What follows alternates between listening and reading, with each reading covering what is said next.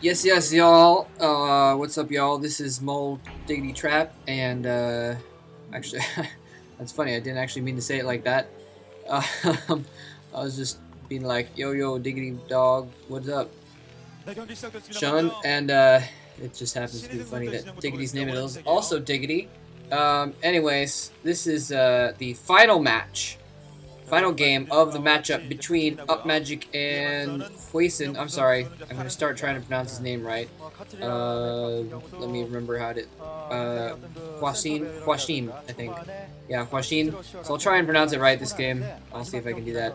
This is Hwasin up here in the blue in the north, and UpMagic is on the right side there, and that guy is eating a big fish. And the other guy has 10,000 of something. Awesome. In any case, this has been a great matchup so far. UpMagic basically thoroughly thrashed Hwasin in the first match, and in the second match, Hwasin thoroughly thrashed UpMagic. So hopefully this will be a nice, even, hardcore matchup, and it won't be lame like some Terran versus Terran matches can be, and boring and mirrored. Although we haven't really seen that a lot this set, so I'm expecting it to be an interesting game one way or another. Both players doing very, very well. Hwasin obviously considered one of the better Terrans of his day, and UpMagic having been playing really well lately. I kind of really counted him out actually earlier on in the OSL. I was like, oh, it's just UpMagic, he'll lose to someone or other, and he didn't. Well, I mean, he kind of lost, but I mean, here and there, but he's come through, and that's been a surprise to me. So I shouldn't really, anyone that's in the round of 8, the quarterfinals of the OSL, you can't count out completely. So we do see both players going for an identical build so far. Both players kind of closing off their door with the barracks. This is Katrina, and this is the map where you've got your ramp there, and they're both closing off that, almost closing off that choke. It's easier to close off, and then just to the outside you see UpMagic's SCV just went down that ramp. It's a broad ramp, and then behind your main base is an expansion base that you can take. So that's why you almost always see players wall off their expansion. Well, not Zerg obviously, but you almost always see Protoss and Terran players wall off their choke there and take their expansion almost every single game on this map. And we're seeing both players doing just that. Well, they haven't taken their expansions yet. We'll see if they actually do. In any case, wow, someone got a nosebleed apparently. The audience is great today. We see Hwasin getting his factory up. I imagine UpMagic is getting his as well. He's doing it behind his line though there, interestingly. So both players scouting as well. It looks like Hwasin is going to be able to scout UpMagic quicker. He's going to see UpMagic's base there. It looks like he almost turned around, but he decided to go in after all. And UpMagic, on the other hand, has just figured out where Hwasin is by process of elimination, because he scouted the other 2 spots. This is a 4 spawn point map.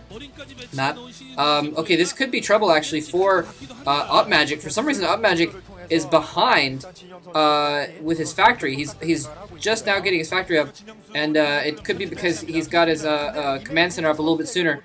So UpMagic only has 1 marine out. He's getting his factory, and he's got the machine shop on that factory. So, oh, okay, never mind. I thought those 2 marines were going to come in there, and wow, both the players' marines kind of standing off there. I don't think either of them know it either.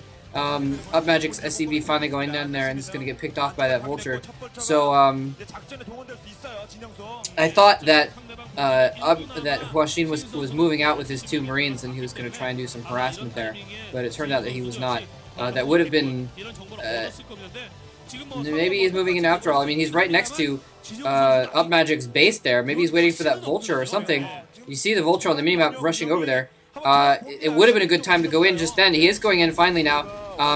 But UpMagic has his door completely blocked off. He didn't leave a gap there. So he's going to be able to, and that vulture's going to be able to pick away at some SCVs there. But yeah, so it's paying off for UpMagic because he gets his tank out just in time, and he's actually going to have to bring in some SCVs. That supply depot almost went down there, and UpMagic is going to fall back there by losing his vulture, and that was pretty good move by.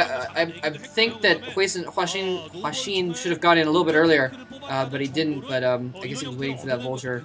In any case, yeah, that's what I was talking about though, where he was a little bit behind. But he did, by going for that machine shop, he was delayed, and so he didn't have that vulture out at the same time that Hwasin did.